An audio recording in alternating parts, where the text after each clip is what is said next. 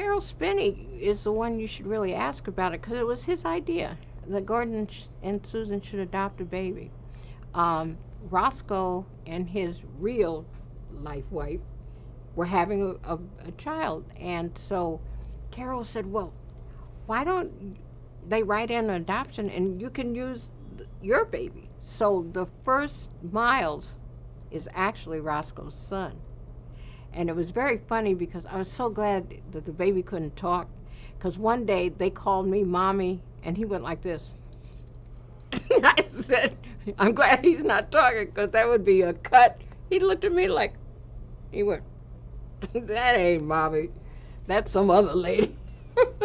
But it was, and another thing he did one day, we were in the fake park with the fake AstroTurf, with the fake puppets, and the fake dog, and he's sitting there pretty good. So, with really little children, you don't know what's going on in their brain. So he was sitting there pretty quiet, and he liked the prop guy. So he always played with the property guy, and for some reason, the prop guy saw a wrinkle in this fake AstroTurf.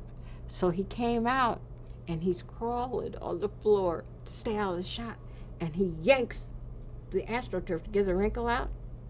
So the baby thinks it's a good game, so he jumps right down off the bench and climbs under the AstroTurf and pulls it up like a blanket.